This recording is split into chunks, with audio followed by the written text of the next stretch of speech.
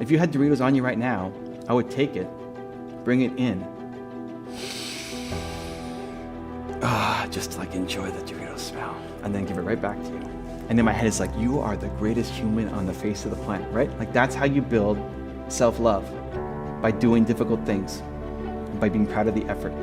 And then if you're there, then you can be way harder on yourself because there's so much self-love. Most people have no self-love, and so they can't handle a little bit of criticism. I see it as like, if you look at the yin-yang circle, like the black and the white, the more you build your self-love, the more you can build the hardness. The more you're your cheerleader, the more you can be your biggest critic. I think you need to be your biggest critic as well as your biggest cheerleader. So publicly, most of the time I'm saying, I suck, like we're still trying to get better. We're just scratching the surface of what's possible. Like we suck. But that's more a skill set. The conversation inside the head is like, I got this, I'm a genius, I'm amazing. And I think that that's a gift that everybody can have. I want everybody to love themselves more. I want everybody to believe in themselves more.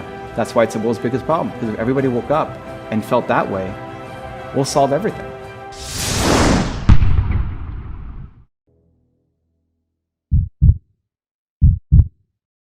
This is American Real. I am Roger Brooks. My guest today is Evan Carmichael, author, entrepreneur, mentor. And Evan, I'm going to call you a friend. This is our first time meeting in person. Welcome to the show. Thanks, man. Good to be back. Oh, I love it. And I love your studio. It looks like your studio, though. That's right. So this Right? is our studio Yeah. in your home. Yeah. This is great. I've started following you maybe a couple of years ago. Okay. Before I even really got into podcasting. And what I really love about your message is that it's authentic. And I was curious if you were intentional about that from the beginning. I know your hashtag is, or your tagline is believe. Yeah. Where does that come from? So, at the very beginning, I put my business off my name, Evan Carmichael, because I'd sold my first company. I was asked to do a bunch of speaking gigs, traveling around the world, and so I just put evancarmichael.com as my website, as a personal brand. As I started building up content, I thought I actually made a mistake. Like I should have called it small business tips or small business resources or something for SEO optimization. And then I realized, man, I'm so glad I didn't go off and do that. Believe came later. I believe that everybody has a single most important core value. And when you figure out what your core value is, it allows you to live your life with a lot more intention, bring people on your team with a lot more intention. And so when I discovered mine, which is believe, then that's the lens through which I see the world. And so every piece of content that I make, every interview that I do, it's always my intent, at least, to try to ooze believe. I may not always deliver, but it's always my goal going in. And it just becomes the North Star. And I think that's within everybody. And so if you look at how do you find it, if you look at your favorite movie and your favorite book and your favorite teacher growing up and what you loved about your parents, there's a through line between all of them.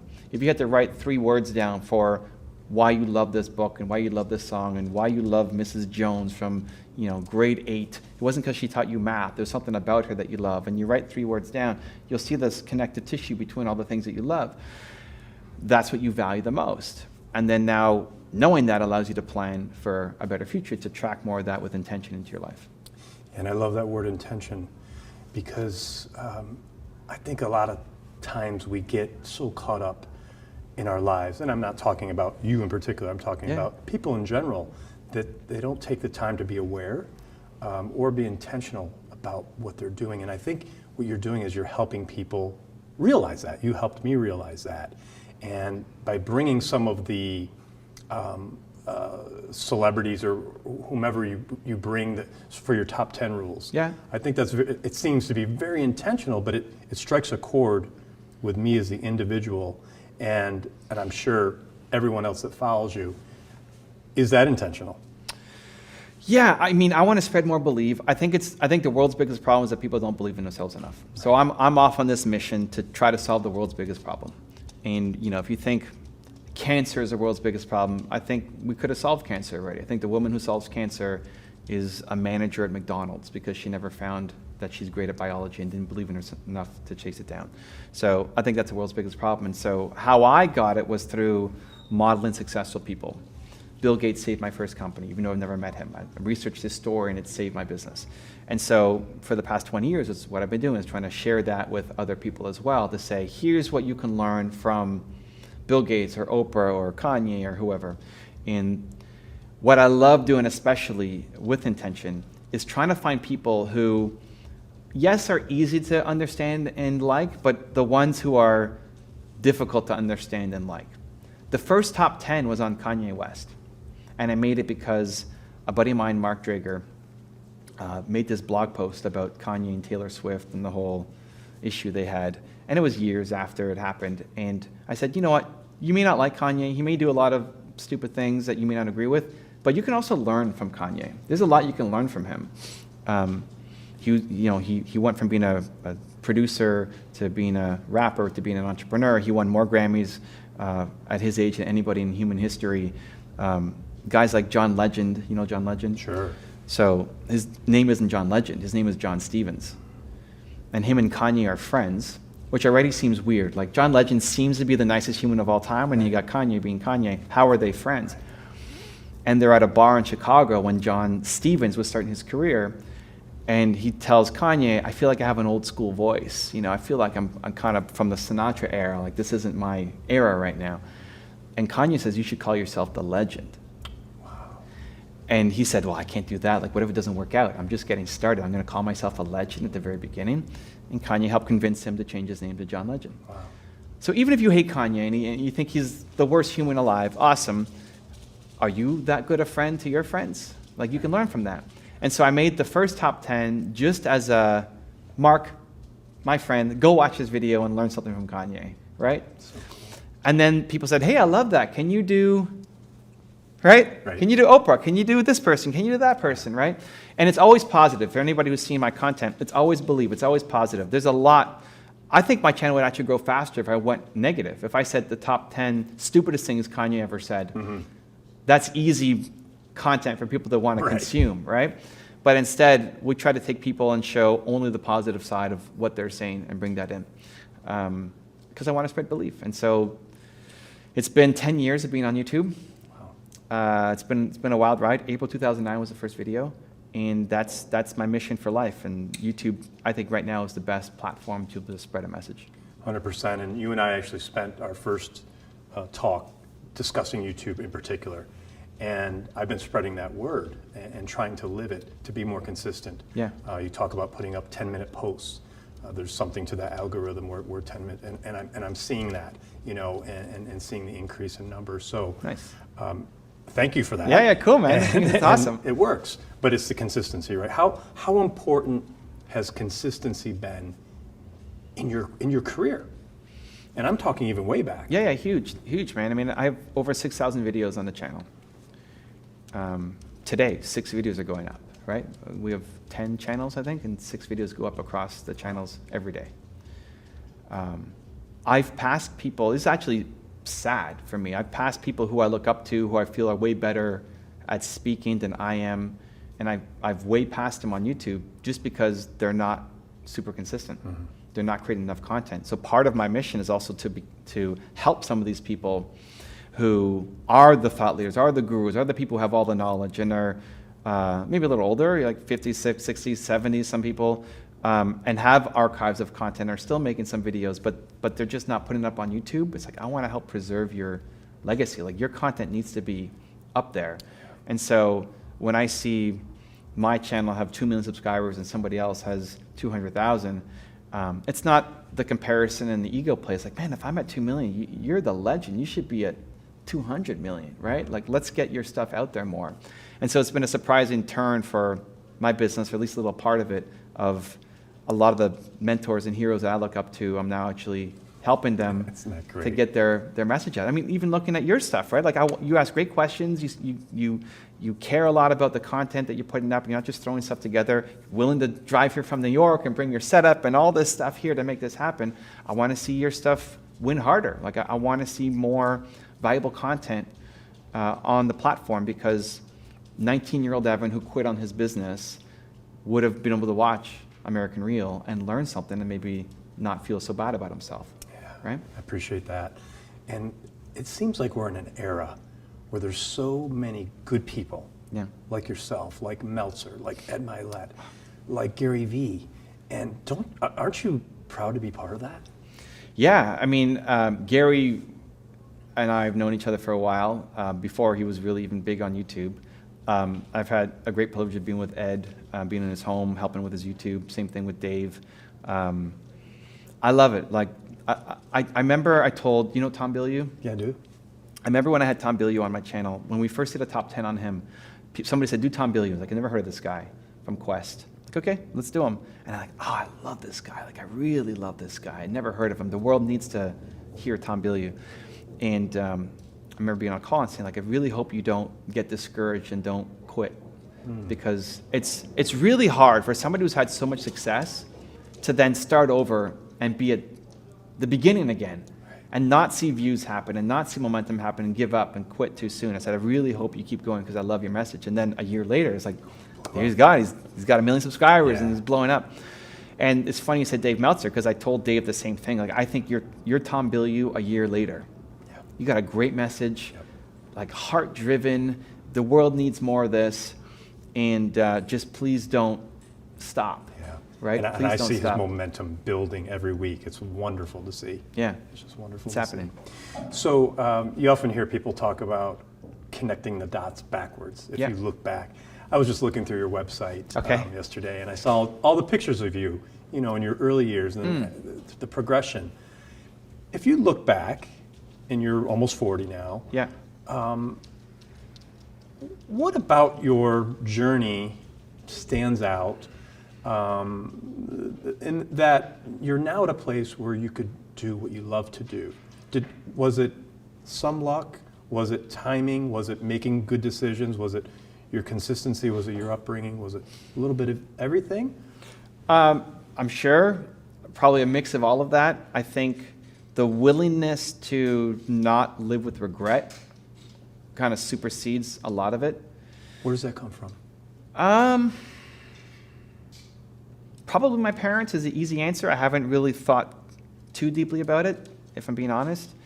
I just remember the hardest decision I've had to make in my life. I'm in university, get these opportunities to work at my dream job and make 100 figures and 6 figures, and like travel around the world and all this stuff, and or be a part of a startup company, make $300 a month and own 30% of this company.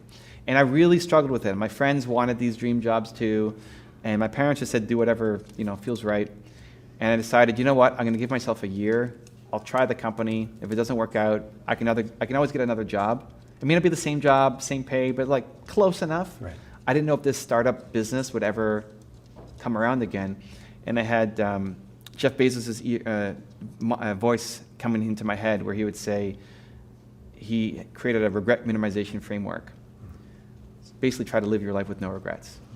So I asked myself, what would I regret more? Saying no to the job or saying no to the company? And it was to say no to the company and owning. So that made me go off and do it. And ever since then, it's been using that filter. Am I going to regret this if I don't try? Because you very rarely regret the things you do. It's the things you don't do. So if I don't do it, if I don't say yes because I'm afraid, because I can find some logical reason, but if I don't do it, am I going to regret that in 5 years, 10 years, 90 years, whatever? And if it's yes, then I say I have to go off and do it, even if I fail, just to know. Because I'd rather know and fail than not know. And I think from 19, when I had that first company up until now, it's still been I don't want to have regrets. Awesome. Yeah. If you think about the future, you're doing so much. I heard you say today that you don't have a lot of friends. Yeah. I can relate to that. Okay. Really, like I have friends. Yeah. Like, but I'm very content. My wife and I with our kids. Yeah. But I focus on what I enjoy doing, and that is putting out great content. As we finish this year and look into next year, where's Evan's mind as far as your goals for 2020? I honestly have no idea. Really? Yeah, I mean, this is maybe where I differ a lot from other people in my space. I think if you have a 10-year goal for yourself, you're thinking small. Okay. Or a 5-year goal, or even a 2020 goal. Like, to know where you're going to be at the end of 2020, I think is ridiculous. Too short of a time frame. Too long of a time frame. in that you're going to grow so much between now and the end. I'll be a different person. This year when I did my tour, I broke my neck. I was a different person. I came back, I was a different person. Any goal that I set for myself at the beginning of the year has shifted because I've shifted. It doesn't mean that goals are bad. It just means I think a lot of people set goals and then they go off and hit them, but it's small compared to what you could have done. Now, if you go 5 years or 10 years, it's ridiculous. Like, if you looked at yourself, if you're 50 now and you said at 40, I'm going to make my 10-year goal and I'm going to be doing American Reel and have a YouTube show. And it's like this. Yeah. You were thinking totally different things. Right. If you're growing, like I think that's a good thing. Right. I think if you can actually, with any accuracy, plan where you're going to be, even by the end of next year, then you have no growth in your life. I think that's bad. So I'm not so focused. I have a mission, right? And every day I wake up and I try to hit that mission. I think that's the driving force, right? I want to solve the world's biggest problems, what I'm trying to do every single day. And then willing to be flexible in how to go off and actually accomplish it. I want to wake up and do meaningful work every day. That's the goal. That's awesome. I believe I heard you say at one point you want to reach 1 billion people. Is that right? Yeah. I mean, I want a goal so big that I'm never going to hit it. People then ask me, how do I track it? I'm not. That's not the point. The point's not to track it. The point is to wake up and do work that has the potential to reach a lot of people, right? Doing this show, it's going to reach a lot of people. Doing my YouTube channel is going to reach a lot of people. That's why I don't do one-on-one coaching as my main business, right? Because it's very meaningful, but it's only going to help 20 people at a time, right? I want to have a much bigger impact. So the filter through which I make decisions is, will this be able to reach a lot of people? And if it's yes, I'm going to do it. And if no, then it better be like insanely meaningful or I'm not going to touch it. Branding. Mm-hmm. You're big on branding. Mm-hmm. Again, consistency. Yeah. For people that are trying to figure out their purpose, Mm-hmm. and then the next step, their brand, who they are, what recommendations would you have? Where do you start? Do you start on a whiteboard? How do you get going? So I got a new book coming out. This is on know, exactly let's that. talk Oh, are you, you're, okay. We'll get there right now. He's Let's making talk it about easier it. for me. Okay, so I actually flip it. I would go with who you are before your purpose. So I have a book called Built to Serve. It's coming out there, depending on when this video comes up. Love Maybe the it'll be title. out. The idea is humans are built to serve. If you're not happy, it's because you're not serving. Either the world, you and I have big missions. We want to serve the world. Not everybody has a world mission, but they want to serve the 25 closest people to them, right? Friends, really close family. But either way, you're built to serve. If you're not happy, it's because you're not serving. You don't need tons of friends to be happy, but you need to be serving. You need to feel like the work you're doing matters to be happy. Otherwise, you won't be. So if you're ever in an unhappy spot, anybody, you recognize, am I serving somebody? Probably not. That's a quick fix to get out of it. Serving others hits the same part of your brain as having food and having sex, which are also pretty important, right? Now, some people, you're gonna be happy holding the door for somebody or buying a coffee for the person behind you in line, great. But if you can actually connect it to a deeper purpose, that's when things really blow up for you. So the 3-step process I go through with people is who I have. So who is your one word most important value? For me, it's belief. Do you have one? You figured out yours? Did we go through it? My belief. Your most important core value? Serving. Great. Awesome. So it's even more important to you. right? But even under serving could be adding more layers to it. So authenticity is important to you. Otherwise, you wouldn't be on this show, right? So people may not connect authenticity and serving, but to you, Right. they're connected, right? So even having a little more clarity. So I like to come up with 3 children for, like, what does serving look like? So it's authenticity, it's this, and it's this. Transparency. Yeah, great. Consistency. So now even thinking about the team you hire, right? So you brought along your camera guy with you on the drive from New York, amazing. He better believe in serving too. Yeah. Because it's not just about can you push the buttons and record properly, it's do you believe in the mission that we're on. He might have the greatest skills of all time, but if he doesn't believe in serving, you guys just aren't gonna, it's not gonna work, right? So that's great awareness already that most people don't have. If you ask people, what's your most important core values? Like, okay, you should figure that out. It's pretty important. That's your brand. Branding is an emotion. Your brand is about serving. My brand is about belief. You want people to point to the brand and say, this is what this person is all about, right? Or this company is all about. Right. So your most important core value isn't something that is separate from your business. You don't then go through that for what is my business value? No, it's the same thing. You bring yourself to the business. Your business needs to value what you value. If your business values something different than what you value, it's not going to be a great place for you. So your most important core value, you then bring that to your business, and you bring on people who believe the same things you believe, right? Just with different skill sets. Because you're great at this, and you suck at a bunch of other things, right? Bring on people to help you. So that's the first part, the who. And define it, we talked a little bit about it already before. Think about your parents, favorite teacher, music, all of that. What's the connective tissue? Even if you don't get it perfect, like even if you go home and you do the work, maybe you come up with something slightly different than serve, but serve is still there. It's like serve isn't the opposite. You're not too far off the track, even if that's not your word. So it's a great starting point. Now we go to the why. So who, why, how. The why is your purpose. Your purpose comes from your pain. Whatever the most painful moment was for you as a human, not physical pain, but emotional, psychological pain, where you felt the most worthless as a human, those are the people who you want to help for life.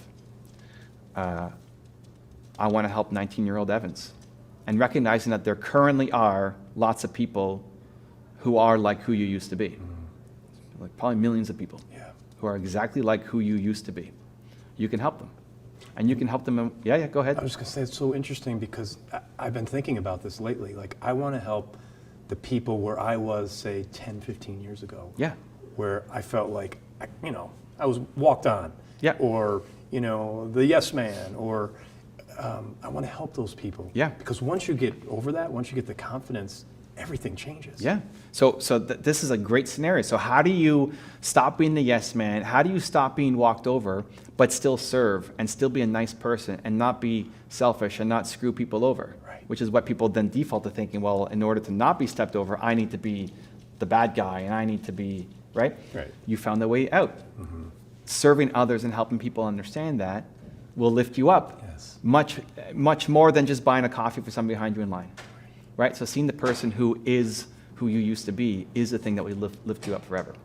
And so it's recognizing that. So just asking what was the most painful moment in your life, and being able to go back and say, well, it's here where I got walked on again, and like then this happened. There's lots of people who are having that happen to them right now, and they don't know what to do. You can help them. Yeah. So that's massive clarity, right? So that theme then comes through for the guests you have on your show and the content that you create and the volunteer work that you do. All of it is going to bleed through that. I struggled as an entrepreneur so much, so I love helping out entrepreneurs in the early stages, right? More than anything else, right? And that will never get old. Both of those will never get old. Right. You'll be 95 and still care about serving. Right. You can't rip it out of you. Right. It's just, if anything, it's only going to be stronger. Like, Yes. like more confident in your desire to serve at 90. You'll be in your chair and still wanting to serve, finding some way. Yep. And it's great. It's like that kind of awareness for the rest of your life is amazing. It's a gift that most people never get. Same thing with the why. Your purpose will be that for life. You'll love helping people overcome the situation forever. When you're 95, you'll still love helping that person, whether they're 40 or 30 or 20, but going through that feeling of being walked on and how to get the confidence to get out of it. You'll be hosting little seminars at the retirement home with people coming in and right? Like you'll love it forever. Yeah. The last one is the how. So who, why, how. How is whatever you did to get out of that hole is teachable. It wasn't just some fluke. And you may not be fully out of the hole. Like you want to grow and keep learning and getting better forever, but you're way better than what you were before, 10 years ago. Whatever you did to get out of it, whether it was go to events, whether it was get into personal development, whether it was get a mentor, read books, whatever got you out of it, is now teachable that you can go back and tell these other people who are exactly like that to say, here's what you can do. Because you represent hope. A lot of those people feel hopeless, right? The 40-year-old version of you feels hopeless. The 50-year-old version of you says, we got this, right? I can't help that person as much as you can because that's not my problem. I wasn't going through that. So I can have empathy and compassion and understanding and listen, but I can't tell them exactly what to do because I didn't suffer through it. But you did, so you can go back and help them, right? Awesome. And so that's a recipe. What you got out of, how you did it, whatever your path was, is a recipe now that you can teach other people. I can't wait to read this book. Dude, I'm so excited. When is it out? March. Okay, perfect. Yeah. Perfect. No, it's too late.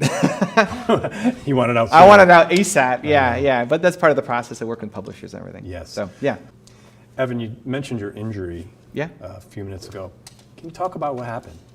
Because I watched you on your tour, and Yeah. one day you ended up with a neck brace. Yeah. So I was on a tour. We did 90 days, 23 cities at the start of this year. We were 2/3 of the way through. March 15th, my wife's birthday. I had a whole day planned for us, and I ended up was doing some medical research because I'm into biohacks. But I also have a kind of a weak stomach and can't handle a lot of like blood and stuff.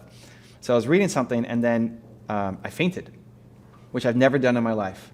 I felt a little weak. I thought I might, vomit or something, but then I just passed out. I woke up on the floor. There's blood everywhere. When that happened, I was sitting in a chair like this, just passed out. My wife's next to me, passed out. I hit my forehead on the wall, Wow. and then slid down and sliced the back of my head open on the baseboard. So they didn't know what was happening. They rushed me to the hospital. I needed to have 3 staples in my head. Had a concussion, which I've never had before. Compressed my spine, broke 2 bones in my neck, and put me in a collar. He did an MRI and all the stuff, the crazy experiments. It was painful. Painful physically, but also I've never not had control of my mind, of all the things that I kind of value, and I can get through anything as long as I can think clearly. But here I had a concussion and I couldn't remember anything, and I couldn't think clearly. I couldn't process information, and it was really scary. Then people were asking me, well, okay, like how are you going to come home? When's the next flight, or how can you go? And my agent, was saying, okay, well, we'll figure out how to say. I still had a month left on my tour, and I said, I'm not coming home. We're gonna keep going. It's like, what do you mean you're gonna keep going? You broke your neck and you have a concussion. Like, yeah. This is what I'm gonna do at home.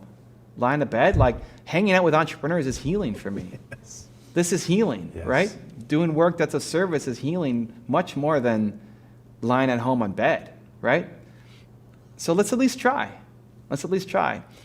And then I remember, so Nina had to take over, and we were driving this giant Suburban, and I sat in the front seat with like pillows propped up, and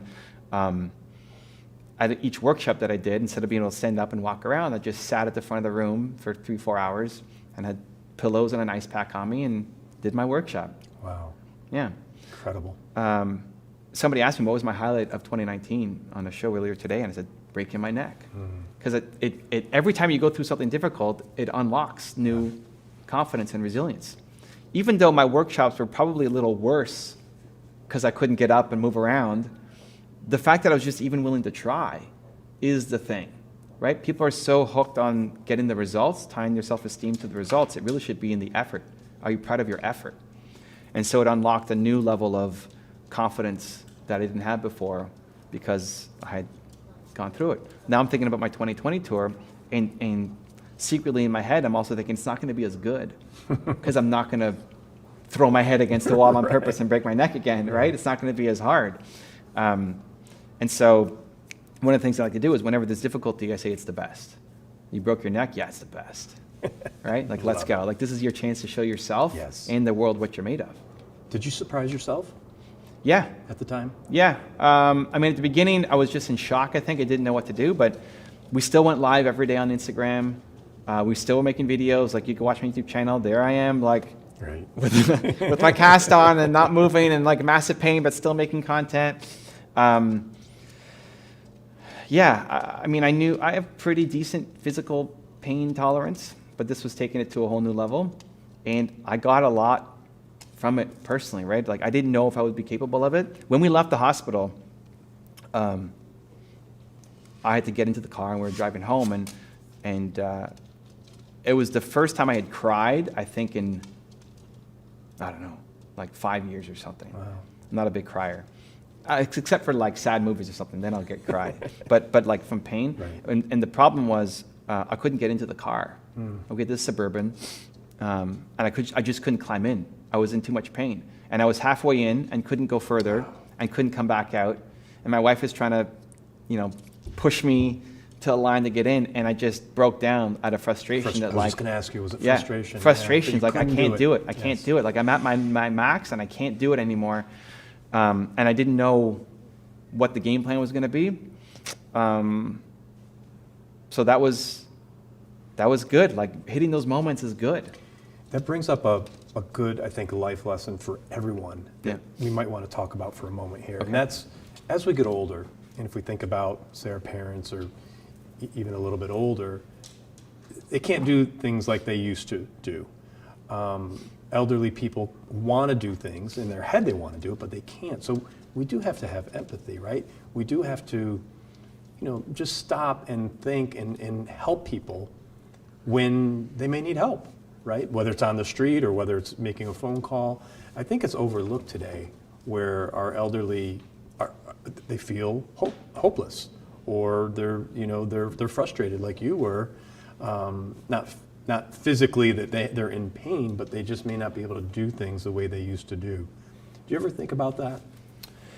I think people are good by default. I think we're worried about judgment. I think if you saw somebody, I feel like if I was hit by a car or something on the street and somebody saw it, they would help me. I don't imagine myself lying there by myself for too long. Even in the place that we were at, right away, somebody rushed in and said, "Oh my gosh, let's take him to the hospital." And we don't know anything about Colorado. We just got there, and then the guy came the next day to see me in the hospital, just to see how, hey, I'm just checking in on how you're doing. I think in terms of yourself, and as you're getting older, I'm not that old yet, I guess, but even looking at dancing, I can't do as much as before. Right. But it's really, and definitely when I hurt myself, I couldn't do anything. I'm pretty independent. I like being able to do my own things. And I remember that first night when I woke up, I had to go to the bathroom in the middle of the night. First night at home, I had to go to the bathroom in the middle of the night. And I sat up, massive pain, but whatever, we'll deal with it, it's okay. I have my neck brace on, so pain's gonna happen. But then I started getting dizzy. And I'm thinking, I don't know if I can stand up, because if I stand up and faint again, I could screw myself over. So I had to wake up my wife, who was just lying next to me, but I'd never waken up my wife to go to the bathroom. Come on, Jesus. But I needed it, right? So I woke her up, and I felt one part so helpless that I can't even stand up and go to the bathroom, but then also so grateful that there's somebody who can help me, get through it. And so what I've learned to do is tie your self-esteem to the effort instead of the result. So if you tie your self-worth, self-esteem, self-confidence to getting a result, you're only going to do things that you're going to get a result at, and therefore you play small for life. If you tie your self-worth to trying, the effort, then most days you may not win, but you're going to end up accomplishing so much more, right? And those little wins are important, right? Yeah, but more you celebrate the effort. If I was super nervous to oh my God, we're American Real, I've made it, it's happening, right? I was super nervous, and all I did was vomit, all over you, and the first I opened my mouth and blah, right? I'm highly embarrassed, but I'm walking back after, it's I'm amazing that I tried, that I got up there and tried. And then I'm hoping for my next interview, maybe I just vomit inside my mouth a little bit, and then the next one right? And you get better through the action. Yeah. So tying yourself, most people say, "Oh my God, what a failure, I can't believe it, you suck," and maybe never ever try again to go and be interviewed somewhere. But for me, it's, did I try my hardest? So when I was injured, especially, just doing basic things was really rough. And for some people, if we go to seniors, for some people, just getting out of bed is a struggle. Yes. But you should celebrate the fact that you tried. Yes. Are you proud of your effort daily? I think we're too outcome driven. Mm-hmm. But here's what ends up happening. You win something, but it was easy. You might get some kind of trophy, but it was super easy. You post about it on Instagram and say, "Look at me," but inside it's hollow. It's fake. If you ran a race against 3-year-olds, you're going to win. Congratulations. Right. Who cares, right? That's what most people are playing for, these fake trophies that don't actually mean anything, because inside that it wasn't really difficult. We're not being challenged enough. And so being able to look yourself in the mirror at the end of the night and say, "Am I proud of my effort?" I have a thing I call the pillow test, that before I hit my head on the pillow at night, am I proud of the effort that I put in? Love that. Right? For that day. For that day, every day. I got to be proud of my effort that I put in. Not that I get a result or not. I'm trying to believe into everything I do. I'm trying in this interview. Maybe I don't accomplish it, right? Maybe I struggle for the day, but I try. Am I proud of the effort that I put in? and rewarding that, like huge pat on the back, good job, even though the world tells you you suck because you got no outcome. That's awesome. Yeah. Gratitude. How important is gratitude in your life? I feel like I'm in so very important. I feel like it's almost a constant state. Oh, I love it. That's great.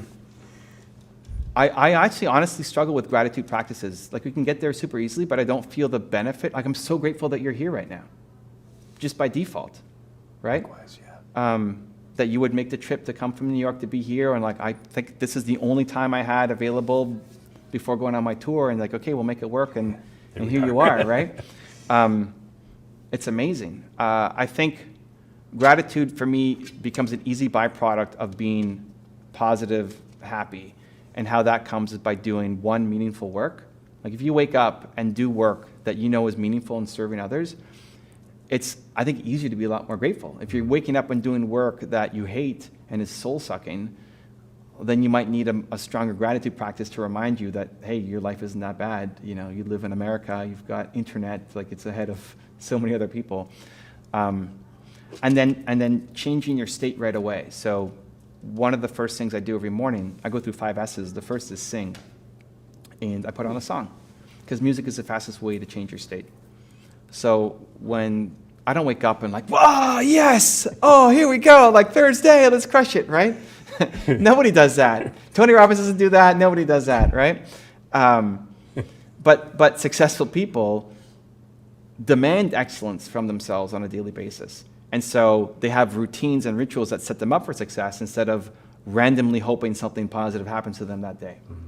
And so for me, the first step is singing. So I put on a song that will make me want to sing. And, you know, it'll be a song that I like. You may hate it, and vice versa. But there's some music that if it came on, you would just automatically just start bouncing. You couldn't help it. Like, oh, I love that song. Like, that's a great way to start your day, because it shifts you from being maybe not negative, but just neutral and maybe a little tired into a positive state. And if you're dancing, and if I take my wife and do a turn with her or something, like it's so much easier to just be in the state of gratitude. And then when you're doing work that on the net, there's a lot of stuff that happens every day that I hate, just of running a business. But net, it's always it's good, right? It's positive. I find that it's much easier to do to achieve the state of gratitude when you're doing work that's meaningful and you set up your routines to set you up for success.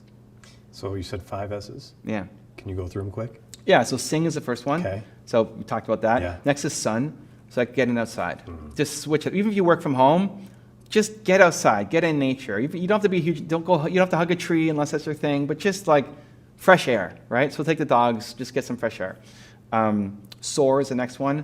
That's the most important thing. What's the thing that makes you soar? Like, what's the thing that makes you feel bold, powerful, confident, unstoppable? And do that every day.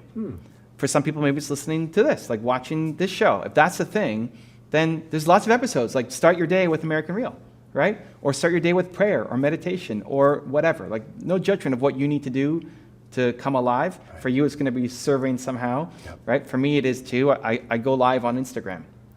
And then people join me from my audience. And I love it when they can come in video. Yeah. And I'm helping somebody. Right. And I help them for half an hour. So that's your soar. That's my soar. But you have to find, like, that's the biggest thing. If you can figure out, most people are not consistent in feeling sore. We have these blips. We have moments of feeling bold, powerful, confident. This little blip. But then you wake up the next day and you feel you're back to where you were, right? Yeah. Understand what made you feel that way and then do it every day.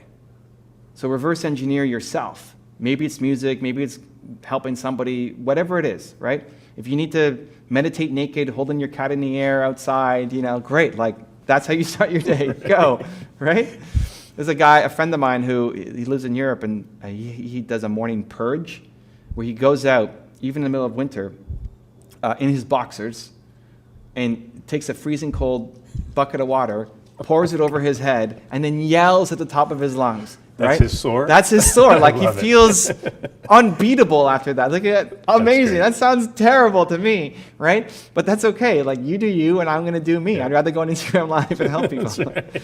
But that's the thing. It's like we judge ourselves by other people's schedules and their version of balance, right? So, Dwayne Johnson wants to work out for 4 to 5 hours a day.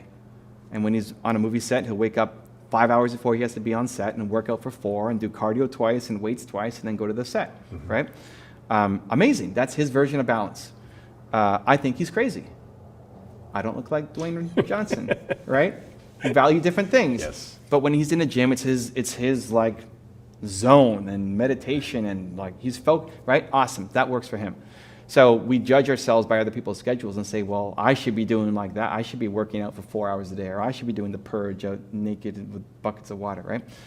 You try on the hat, you see if it fits. If not, you move on, you figure out, right? This is about you being the best you, not a hack of somebody else. So that's the most, and we spent the most time, I guess, on that because it's the most important, right? If you did the thing that made you feel bold, powerful, confident, alive every morning, you did that for a year, your life in a year from today is going to be insanely different. This is why you can't have a goal for the end of next year, because you don't know what you're going to be. Right. Not if you're growing, right? Not if you're growing, not if you're learning. Yeah. And then the last two are sweat and scare. So sweat will be a quick workout. Okay. I'm getting back into it, still recovering from the neck, but right now we're doing 100 push-ups, 100 squats, 100 jump jacks. Right in the house? Yeah, just like, let's go. Yep. And then scare, I'll take a cold shower. Just something that scares me more. You do that. I do, but I don't yell. Well, I studied with Wim. Like, he came to Toronto. We did a one-on-one. We did an interview, and then we sat in the ice bath. And I haven't gotten sick in like 3 years. Incredible. It's crazy. Yeah, it's wild. I used to get sick all the time, and I would avoid. Like, if you said I'm sick, I was like, oh my gosh, like let's postpone or something. And you're still eating Doritos? I don't eat the Doritos except on the weekend. But I got this giant bag of Doritos next to me. Okay. Because I think you got to do things. I have a strategy called Damn the Doritos. This is, again, counter to most people in my industry. When you're on a diet, people say, get rid of the junk food from your house. I think it's a good short-term solution. Like when you break your leg, you have crutches. But your goal after you break your leg is to walk again, not to be on a crutch for the rest of your life. For people who eliminate the junk food from their house, what ends up happening is when they go on vacation, parties, anywhere that's not their perfect environment, they destroy all the food. And so I think in eliminating the junk food from your house, you're actually teaching yourself that you suck. And I want to do the opposite. I want to teach myself that I'm awesome. You're better than that. I'm stronger than the Doritos. Stronger. Damn the Doritos. Wow. That's why they're right in front of me all day long. But you will have them on the weekend. Yeah. Saturday I'll have them.